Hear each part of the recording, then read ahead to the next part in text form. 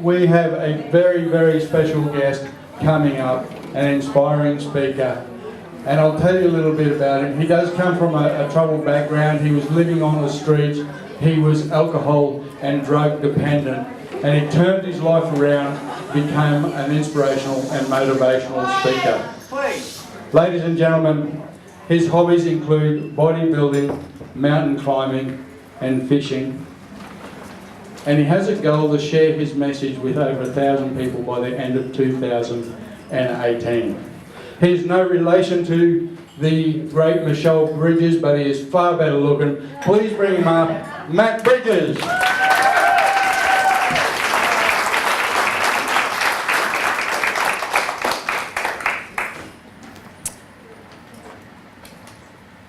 Have you ever gone out there and seen a homeless person just sitting on the streets? Have you ever wondered how they got there? Their life story. Have you ever stopped to take 2 minutes out of your busy day to say hello? To spread the joy that you feel to someone who might not be as cheerful as you feel? I have spent many a cold, damp night huddled under the stairs of a local Woolworths. Cold, depressed, upset with my life, thinking, I cannot live like this forever. Ladies and gentlemen, I stand here before you to talk from the heart and to bring my message. People out there go through life and don't realise how good they have it. They always get caught up in celebrating the big things. Yet it's the little things in life that bring us the true joy and happiness. The little things, from having food in the cupboards, a roof over your head and a warm bed to sleep in at night, running water whenever you want it out of a tap. Imagine right now if all that was taken away from you. Could you survive? Could you spend one night, just one night of your life, huddled on a park bench with nothing but a bag with 2 sets of clothes in it? Could you go through each and every day living like that, wondering, where will I stay tonight? Will I eat? Will I be safe? When you live on the streets, you take the smallest things and they become the things that you celebrate. Eating a meal at night, having that shelter over your head, whether it be at a local Woolworths, like myself, under the stairs, whether it be on a park bench, whether it be a lonely bus stop, or on a good sunny night, getting down there on the beach, digging out a nice channel for your body, laying back, looking up at the stars, listening to the waves roll in softly. Can you picture doing that? Can you see your life ever being like that? We grow up in wonderful families, most of us. We have loving, supporting friends who are there for us at every moment of need. Some of us don't have that. I myself was kicked out of home at 14 years old onto the streets. I had no one. I had nothing. I had one bag with 2 sets of clothes, 1 pair of shoes. At 14 years old, yeah, I was a big guy. I still am. But I was still very young. I had this brave face on, like I was some kind of tough guy. But inside, I was broken. I was sad. My heart ached for a normal, happy family. I did try couch surfing for quite a couple of weeks. It never worked out. I'd be at a friend's house, see them in their happy home with a loving parent or two, their brothers and sisters, them sitting down at night for dinner, eating a wonderfully home-cooked meal, thinking to myself, that's what I want. I want that feeling of being loved unconditionally. Doesn't matter what I am or who I am. The feeling of just being yourself and not being judged. I was adopted when I was 4 years old. So I grew up in a very different type of family than what most of us have. I didn't really know my parents. It wasn't until later on in life I actually met them. So I kind of grew up with my step-parents as my parents.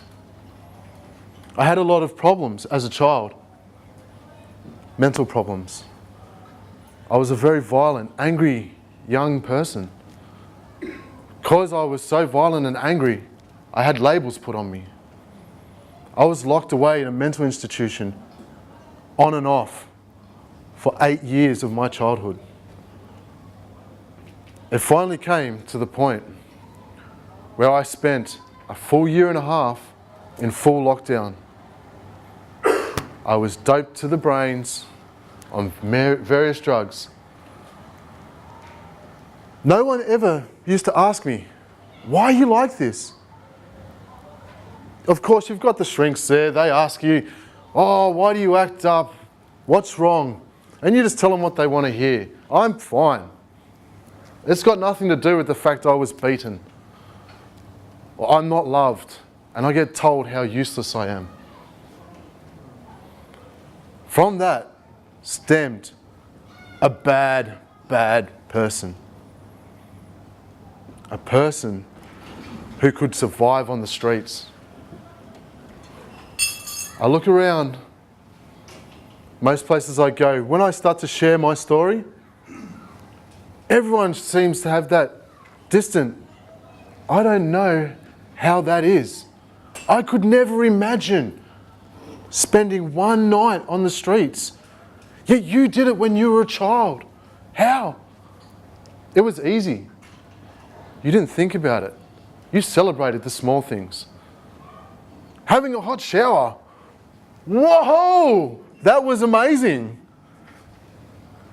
Getting to be able to wash your clothes, find that shelter for the night, and knowing you were secure.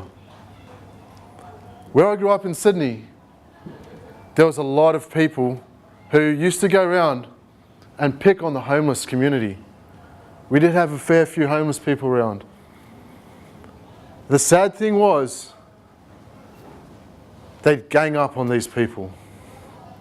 So not only would you have to worry about finding somewhere warm for the night, you had the security issue of, am I safe? Any noises you'd hear, you were worried. You were scared. Can you imagine what that's like? To not only be scared of your environment, it leads you to other things. Drugs, alcoholism. A lot of people living on the streets have problems, yes. Then they might not be there because they choose to be, but because they find it the safest place for them. But you know what? Out of most of the people I've met in my life, the happiest people are the people with nothing. I've met some of the happiest people living on the streets, and you know why they're so happy? Because they go out every day and they celebrate those small things in life. They're not worried about big things like birthdays, Christmas, promotions. For them, just the smallest thing, like waking up in the morning to a beautiful sunrise, finding that safe secure place at night and having a warm blanket to cuddle up under while you're sleeping on a step in the middle of the city. That to them means more than what I see a lot of people who have everything. It means more to them than that. So today, I ask you to go out, to take 5 minutes out of your day, celebrate the small things in life, whether it be loving friends and family, having a nice hot dinner tonight, having such wonderful clothes to put on our body, or the fact that tonight we will sleep in a bed with a pillow and be able to close the door and feel safe. And I would ask you to, next time you see a homeless person on the side of the street, don't walk past them. Give them 2 minutes, just 2 minutes of your day to make them feel special. Say hello. It might be just taking them something to eat and sitting down and eating with them. Yes, they might seem scary, but most people that are homeless are just like you and me. They crave physical attention. They crave someone to talk to. They might be a bit out there, but hey, aren't we all? Thank you very much. Matt Bridges, ladies and gentlemen. Don't go anywhere, Matt. Let's bring him back up. Bring him back up.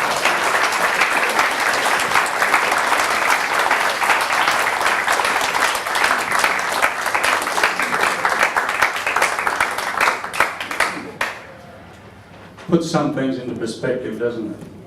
Just our last two speakers that we've had here today have really put things into perspective. A homeless guy, well, I've got to tell you, I can say now I feel very proud after hearing Matt's story, because we found a homeless guy, well not found him, but he was just there in the valley in Brisbane, and my wife just discreetly tucked a $20 bill under his pillow. And I said, don't wake him up, he'd come out swinging or something like that. But, you know, I didn't know, but I'm quite proud of her, because I was kind of trying to stop her a little bit, but she just discreetly did it. And thank you for sharing your story, Matt, it's very much appreciated. And on behalf of Central Division, please accept this gift. Thank you very much.